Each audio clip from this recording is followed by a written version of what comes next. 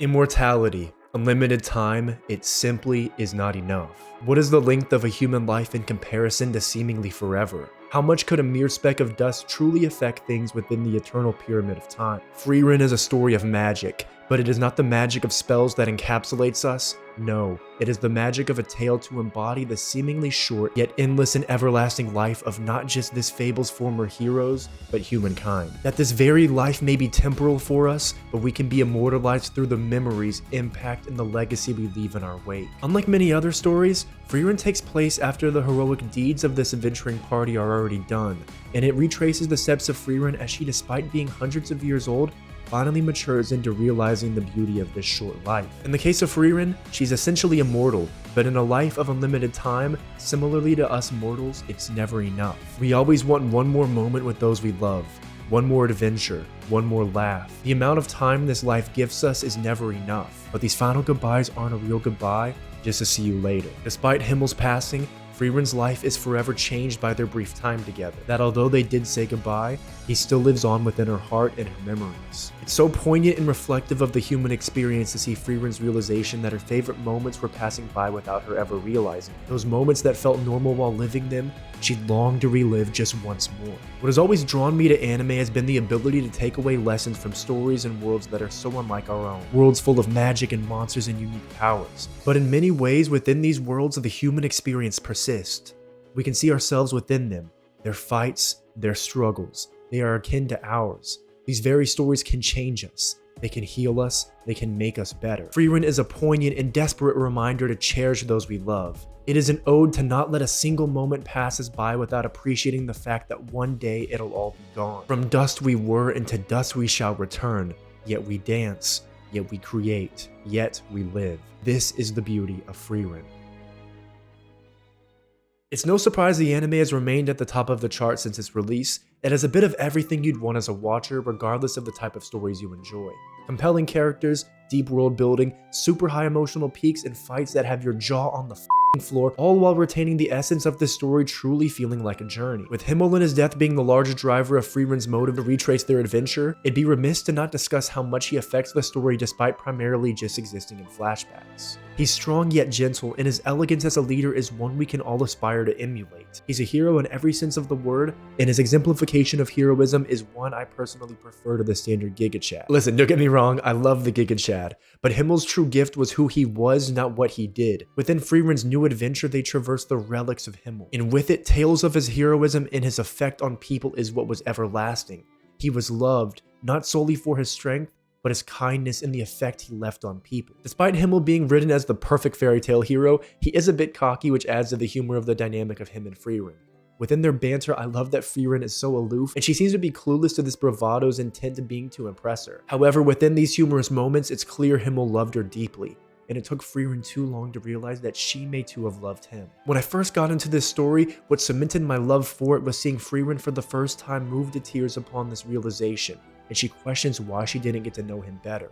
It's a continual question to herself, these regrets a millstone threatening to drag her to despair, unable to ever tell him sorry for never realizing what could have been. He's gone, but his life, his memory, it can still change her. She can find him again, and through her journey she does. With every adventure, every spell, she gets to know him better and better.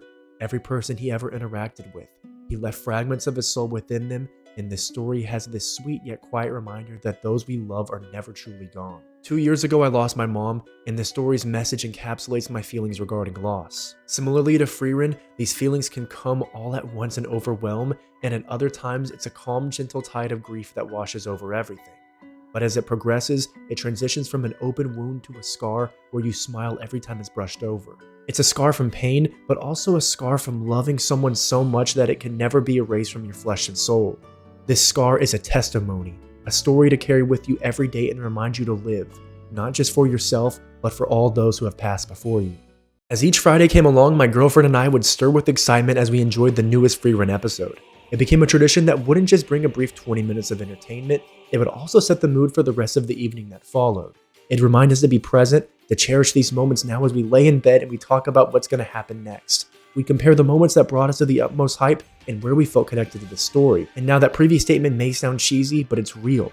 The show itself elicits these beautiful moments in time where one day we'll look back on and be reminded of such simple yet the all-encompassing idea that Frieren fixates on, that there is no greater moment than now, that the good old days are the ones we're living, to truly be present. As the story progresses, it's unveiled that Frieren's desire to learn more and more of spells is a result of Himmel's compliment so many years ago. And as we gradually start to lose the story's focus on the past, with every time she gains a new grimoire and her subsequent excitement from it, this reaction serves a poignant reminder that even the smallest things you can always carry with you despite moving forward. With Frieren's progression from dwelling on the past and now living in the moment, it's a necessary character change within Frieren.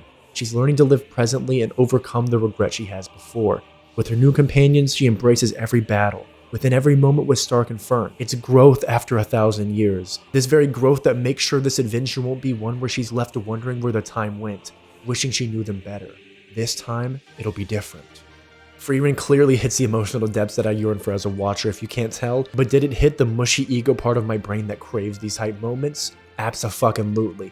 In fact, there's 3 that stand out to me above the rest. When first meeting Stark and learning he'd be the warrior of the party, I was itching with excitement to see him finally get into action. And with him being trained by Ison, I knew he'd be next level. I remember sitting in the living room with my girlfriend on a Sunday afternoon, and as Stark fights the dragon, it flashes back to a conversation of master and student. That fear is nothing to be ashamed of. It is fear itself that has brought them this far. Just don't flinch. What transpired after was Ison recounting to Frieren that he hit Stark. Not out of anger, but fear, because he was now stronger than him. And it cuts to Stark cutting down the dragon along with music you could feel in your bones.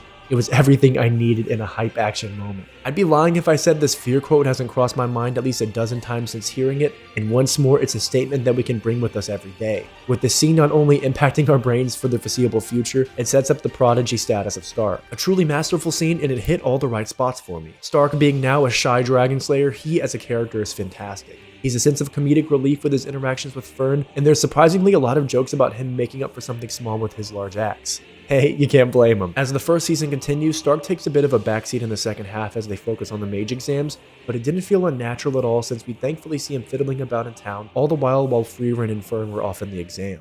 Frieren the Slayer. Holy shit, I wish I could relive the moment of Frieren standing in the battlefield, vastly outnumbered, facing down an army by herself, and the bombshell of lore is dropped on us that she is not just Frieren the Mage, but Frieren the Slayer, the one who has slayed more demons than anyone in history. This was the first time we ever saw her properly serious in battle, and she ferociously annihilated everything in beautiful animation. This fight, although brief, dropped some serious foreshadowing and hints at Frieren's past. This entire time there was an iceberg of past events that caused her to become the Slayer. It had me pick my brain as to what could have happened to drive her to such lengths to annihilate any and all demons. And as the story progresses, this very question is answered while still leaving room for even more. As the season rapidly comes to a close with the magic exams, there were great fights throughout as we witnessed the gamut of mages of the modern era. From the internet's most thirsted after mage, to a badass dwarf and even a clone of Frieren, it was an intricate and amazing world-building arc. However, I was most drawn to Ciri and the lore of the dubbed living grimoire, the very elf who taught Flom magic. Ciri, the master of Frieren's master. Ciri is the decider of who passes the exam, and it's all based upon her read of the individuals upon meeting them, their thoughts, their actions. Were they scared? Were they ready to fight? Did they lack belief and conviction? It isn't a standardized process. When she sits atop the pinnacle of magic, she doesn't need a list of requirements to pass. You're either worthy of advancing or you're not.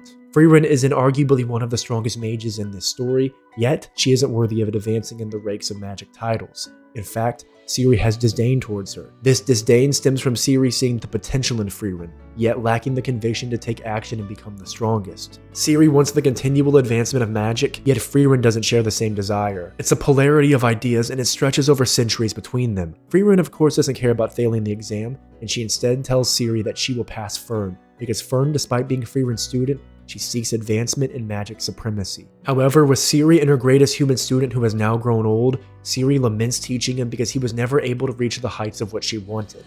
Human life is simply too short. She states that she wouldn't ever take on a human again as a disciple after he passes, and I personally felt bad for the guy, with his entire life's work only to reach the conclusion of never again. In his discussion with Ciri, he mentions Frieren's mana level being on par with Ciri's, and you could feel the disappointment from Ciri.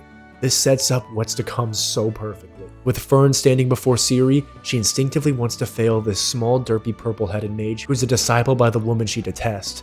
But there's something Fern can see, something no one has been able to see. Ciri's mana. It's fluctuating. Fern can see that Ciri is suppressing her mana, something that no human has ever been able to do. I fucking went crazy when this moment happened, and it's without a doubt my favorite moment of Frieren's first season. With this revelation, everything changed for Ciri. She wants Fern to be her student after swearing off humans just moments ago. Within Fern, she sees the potential in her to be the pinnacle of magic, to foster in a new era of human mages. A premonition that the one to surpass all magic that's come before them, it's a human. Humankind, with such a short lifespan in comparison to elves, they know we have infinite potential. With human life passing in the blink of an eye, every moment is invaluable. With each passing day, we're closer to our final. And it's both a beautiful and terrifying concept. However, one thing is for sure. It is this very scarcity that enables us to live, to love, to fight with all our might, to strive for achievements we may never reach in our lifetime, but will be damn sure to give it our all. In a world of finite time, there is no waiting until tomorrow, or in the case of Frieren, waiting a century. This life passes us by and we need to live it. Frieren is a reminder to us all that one day it'll all be gone, and it'll be here before we know it. So do what makes us happy. Strive for more, and most importantly, cherish each moment like it could be our last. Magic has the ability to flip the world upside down. It exists in a space only if you can imagine it. In a world of visualization, it is a power rooted in belief. Although the magic of Frieren doesn't exist in our world, this concept of magic does. Can you too believe in yourself to start again? The limitations we construct for ourselves prevail time and time again, so this very magic urges us to believe in more, to live more. Whether you've lived 20 years or a millennia, it is never too late to begin again. Be greedier.